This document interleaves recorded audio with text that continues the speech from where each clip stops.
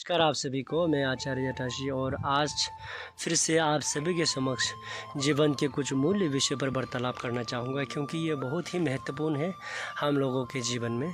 खास करके जो बुद्ध को मानते हैं, बुद्ध के अनुयायी हैं, उन लोगों के लिए बुद्ध हमेशा कहते हैं कि इस संसार पे बहुत से प्राणी हैं जो सांस लेने वाले, लेकिन जो मनुष्य का जीवन पाते हैं वो बहुत ही कठिन है मनुष्य का जीवन पाने के लिए।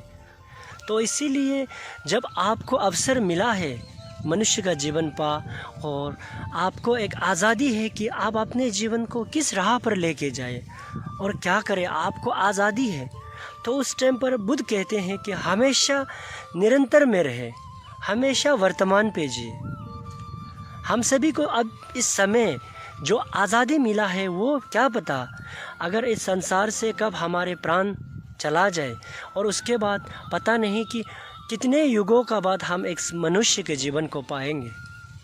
तो अभी इस संसार पे हमें मनुष्य का जीवन पा, आपको एक आज़ादी मिला है कुछ भी करने का, तो उसको आप व्यर्थ ना करें, आप उसका अच्छी तरह से उपयोग करें।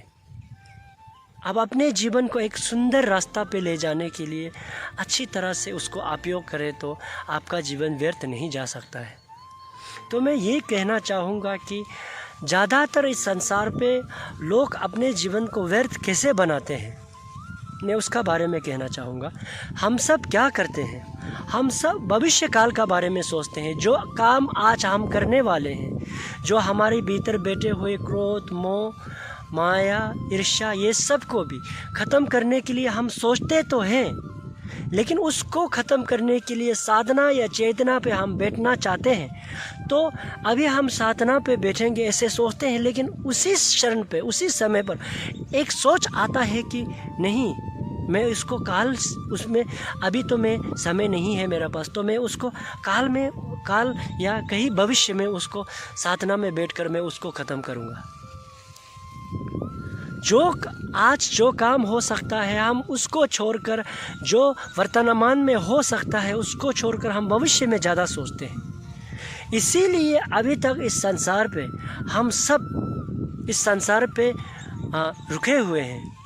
अगर जिस दिन आपने जान लिया कि भविष्य काल में सोचकर आपका जो भीतर बैठे हुए मोह, माया, ईर्ष्या ये ख़त्म नहीं हो सकता, तो उसी दिन आप इस संसार से मोक्ष होने का पहला रास्ता चुन पाओगे।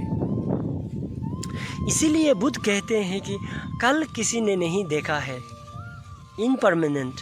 ज़िंदगी एक हवा की तरह आता है और चला जाता है। किसी ने नहीं देखा है कि हवा किस तरफ चला गया और कहाँ चला गया। उसी तरह हमारे ज़िंदगी भी, हम इस संसार पे आते हैं, लेकिन मर जाने के बाद हम किधर चला गया और कहाँ चला गया कोई बता नहीं सकता। लेकिन जब आप जिंदा हो उस समय पर आपका पास समय है, उसको आप व्यर्थ ना करें। ज़िंदगी को इस तरह जिए कि जो इस क्षण है वो आखिरी क्षण की तरह जिए, तो आपको कुछ करने में मज़ा आएगा। शायद आपको पता चल जाए कि आप कहीं कल मर रहे हो, आपका कल मृत्यु होने वाला है, तो मैं ये दावे के साथ कह सकता हूँ कि आप इस क्षण पे आप आराम से नहीं रह पाओगे। आपके जितने भी कार्य आप कर दोगे और आप जितने भी पुण्य कमाना चाहते हो, आप एक सेकंड भी उसका ख़त्म नहीं करोगे, आप उसको करके ही रहेंगे, क्योंकि आपको पता है कि आपका मृत्यु कल होने वाला है। तो हम सभी को यही सोचना चाहिए कि क्या पता कल नहीं सही 5 मिनट का बाद, आप 5 सेकंड का बाद आपका मृत्यु हो जाए। तो इसी तरह हर क्षण को आप इसी तरह जिए कि आपका आखिरी क्षण हो। तो आप जो भी कार्य करना चाहते हो, जो भी पुण्य कमाना चाहते हो, आपको पुण्य कमाना या कार्य करने में उसका कुछ भी आपको तकलीफ नहीं होगा।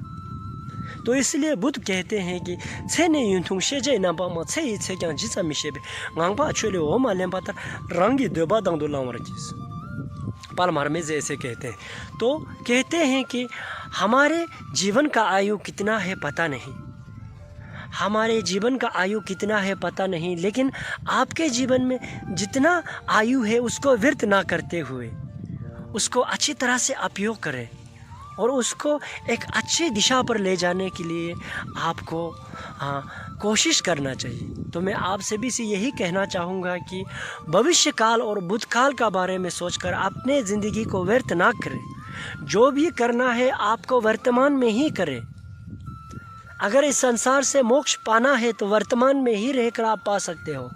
भूतकाल और भविष्य काल में जाके ना किसी ने आज तक मोक्ष पाया है, ना आने वाले समय पर भी मोक्ष पाएंगे।